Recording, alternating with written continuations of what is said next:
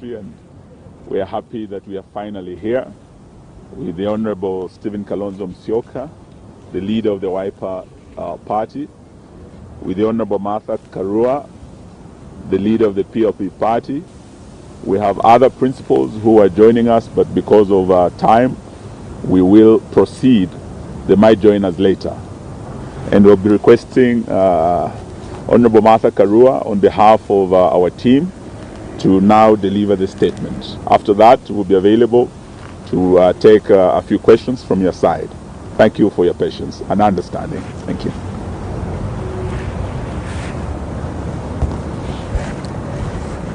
This is a joint statement by the People's Loyal Coalition. There's a problem. Oh, you can't see me. Can we get some staircase? You know, they normally would have something. I'm vertically challenged. Mother is vertically challenged. You know, it's possible. Fellow Kenyans, we address you on two critical issues confronting the country as the socio-economic crisis worsens. The recruitment saying he is trying to recruit a William RUTO commission, electoral commission, instead of an independent electoral and boundaries commission.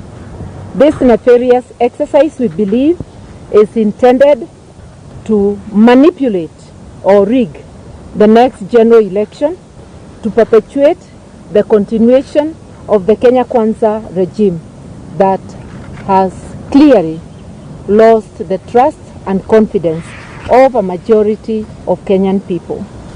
So far, the shortlisting process has left out Kenyans with credible qualifications and experience based on our assessment over the 1,400 who applied for positions. And it happened the same way with those who applied for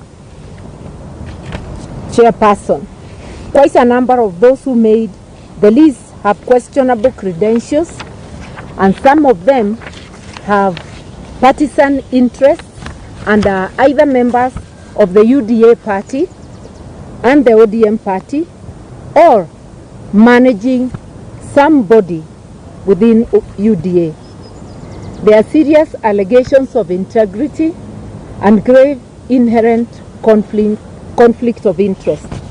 A number of the selected applicants are members of the executive structures of UDA and ODM and have in the last 3 years been beneficiaries of skilled public appointments by William RUTO and some by Mr. ODINGA. We wish to point out the case of Joy Medieval. She has been the chairperson of the UDA Internal Dispute Resolution Committee. It is clear that Ms. MS Medieval is not eligible for consideration for appointment as Iebc Commissioner as stipulated in Article 88, 2A, Roman 2 of the Constitution. Given the clear position articulated in our supreme law of the land, why was MS Medieval shortlisted by the IB selection panel? This is a clear violation of our constitution.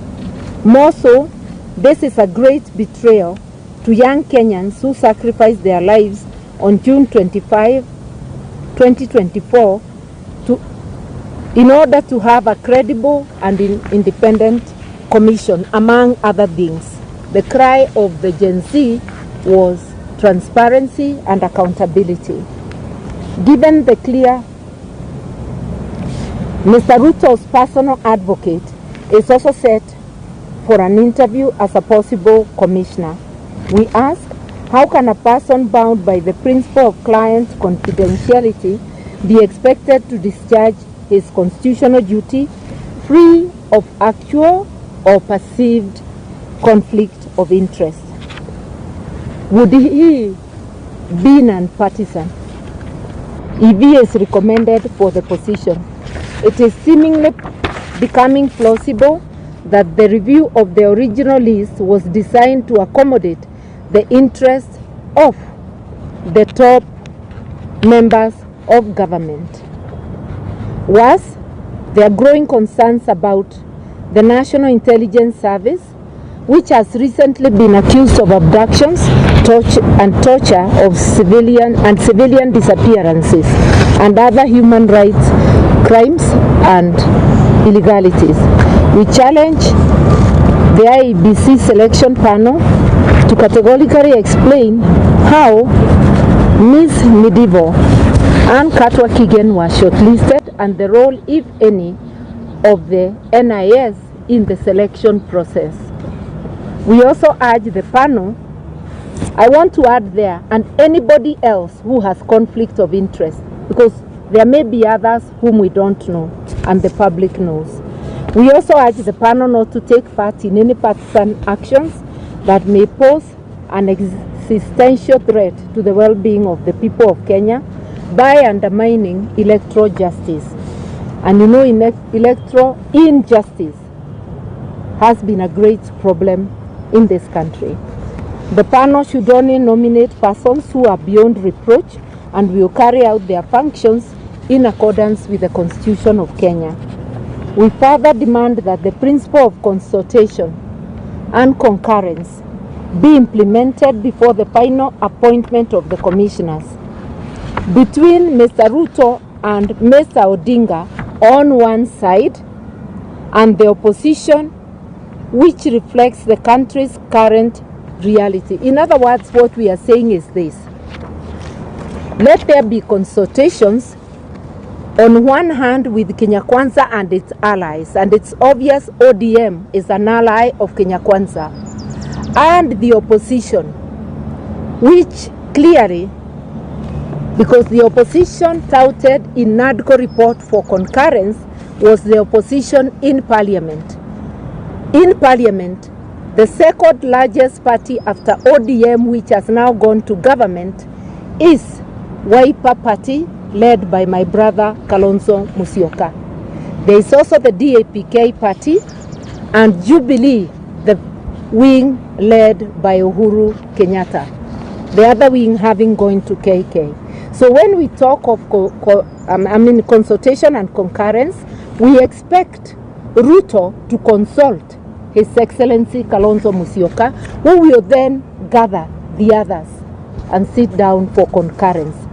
Any appointment of the chairperson or commissioners without reverting to the opposition is totally unacceptable, and we will take whatever action is available to us, legal and political.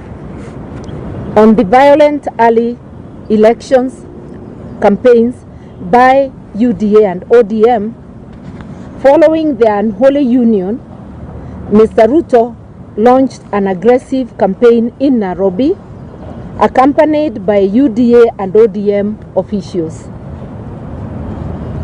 The disruptive early campaign featured marauding gangs who went on robbing and mugging sprees against unsuspecting Kenyans going about their everyday life under police protection. We say so because police were in view when people were being mugged and did nothing. Mr. RUTO also illegally exploited public resources to mobilize the paid up masses. The phony display of support failed miserably, and the preposterous fake promises of creating and distributing millions of free chapatis to Kenyans did not quell the people's rage against this discredited and rogue leadership. It begs the question that many are asking across the country: how desperate and to what new laws will this rogue regime sink to? As the RUTO regime prepares to invade Mount Kenya, they are already there. We've been hearing them on the radio. A region with their misguided, Mount Kenya region with their misguided brand of politics, ya tutatenga tutaleta, and I heard him repeating the same words. We demand that common decency, basic courtesy and civility and decorum, terms that appear unfamiliar to RUTO and his ilk, that they should replace their vile and violent brand of politics which they recently introduced in Nairobi. We are cautioning him. Do not take thugs to the people of Mount Kenya and to any people in this great country of ours. Go to the people if you believe they have given you mandate and your mandate is still current.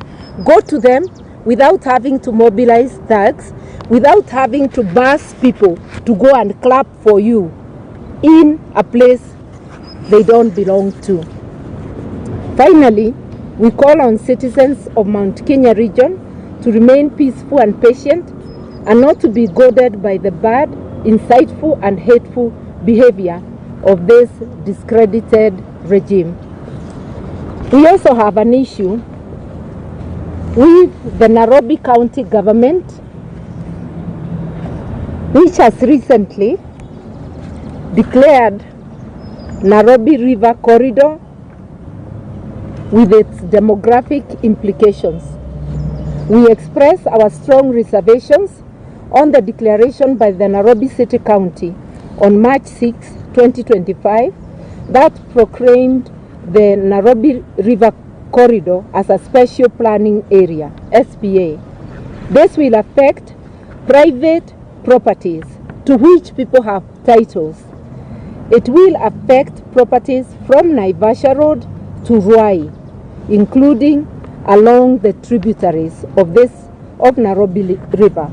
We remind the Nairobi City County government that conversion of private property into public land is a function of the National Land Commission, NLC. It is all of the National Land Commission through this illegal and unconstitutional declaration. In order to make a declaration like this, noting that via the Constitution, rivers and lakes belong to the national government, not to counties. Therefore, if there is an idea to create this corridor, it must originate from the national government with a cabinet memo, with the necessary policy documents, and most importantly, there must be public participation and parliamentary approval. We categorically said that this move will change the political and demographic arrangement of Nairobi and must not be taken lightly. The People's Loyal Coalition will defend the interests of the people of Nairobi legally and politically. We thank you. Well done.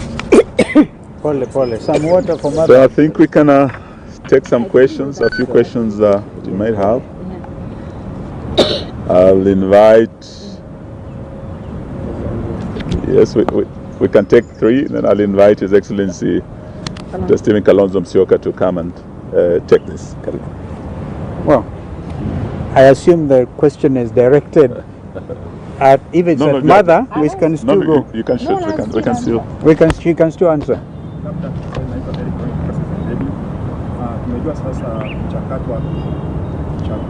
Sauti kidogo. Sauti kidogo bana. Ona mwezi sitisha labda kupitia oda ya koti, mnangoja mpaka siku labda chama itakuwa itatolewa. Huoni kama labda hiyo itakuwa inapoteza muda? Yet you have a time now to do something like that to stop the process. I think the second one. Yes.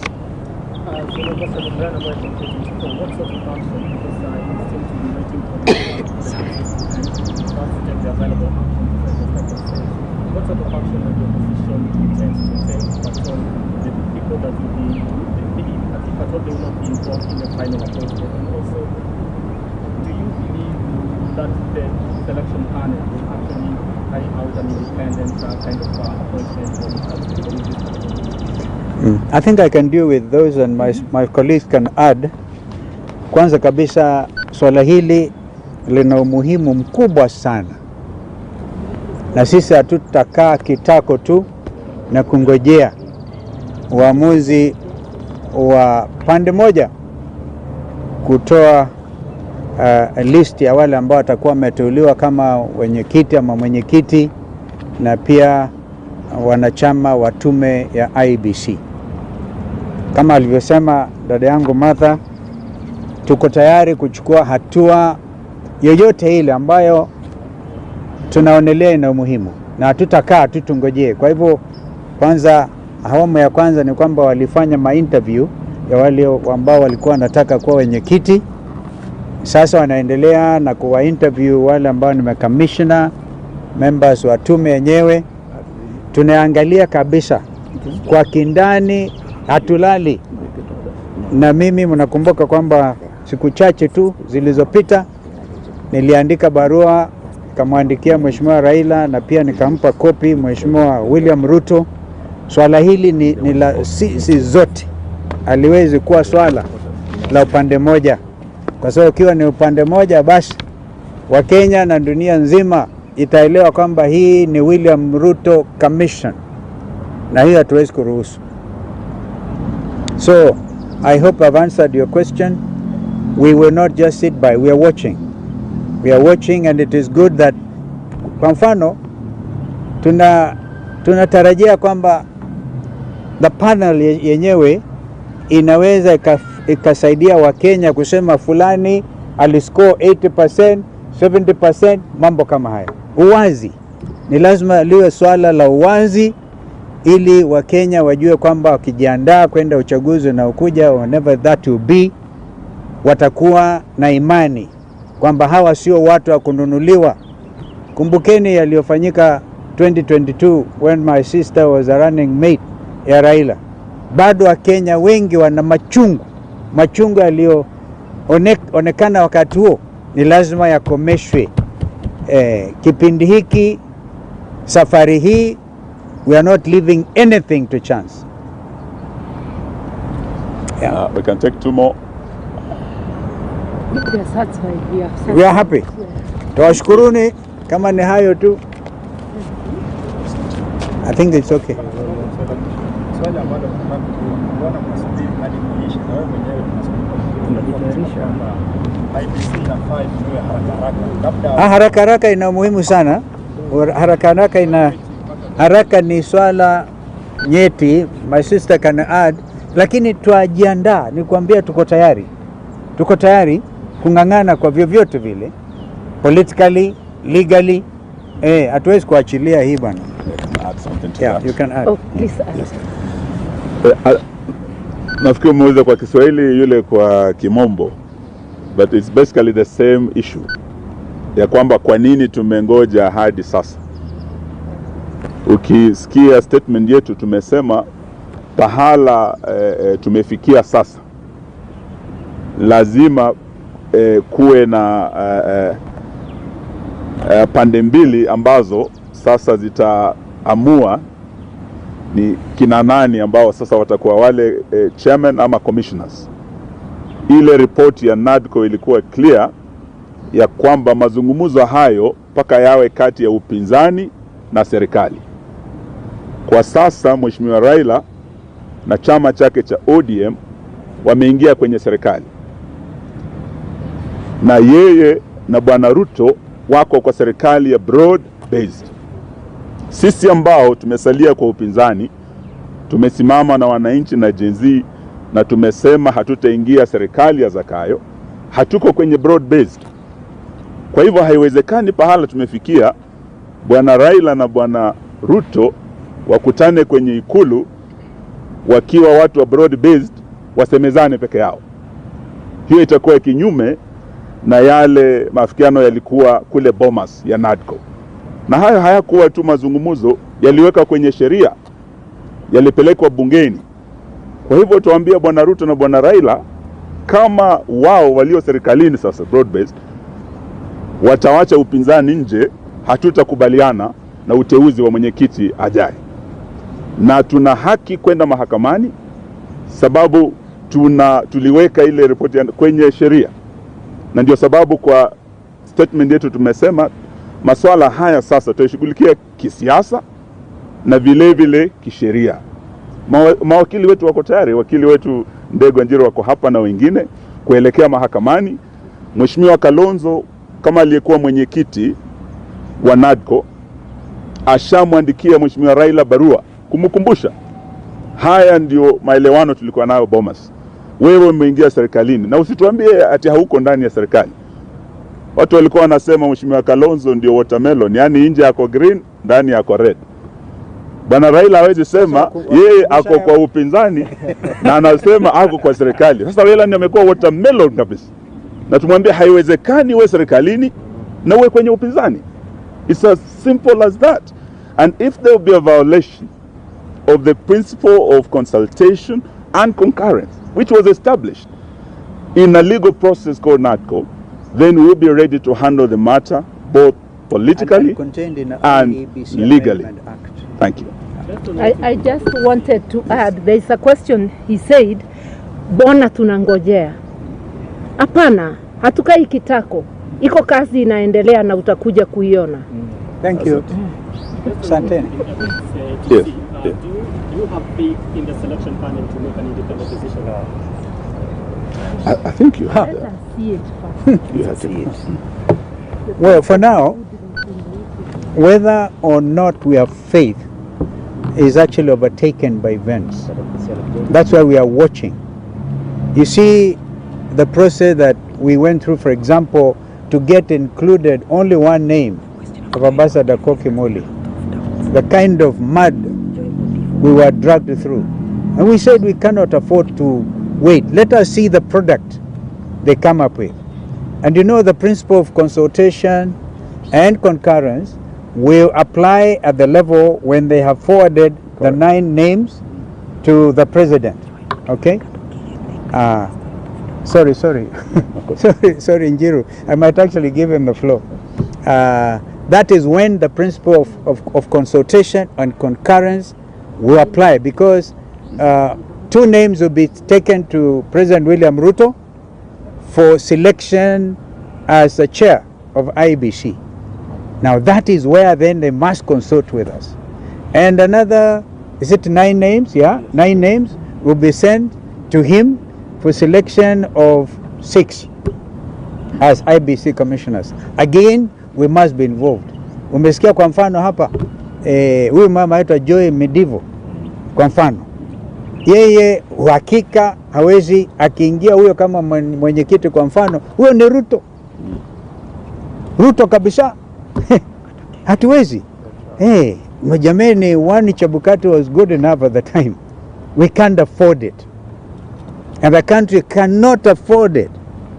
And the future generations are now saying, kipindi hiki, safari hii, ni Wakenya wajikomboe.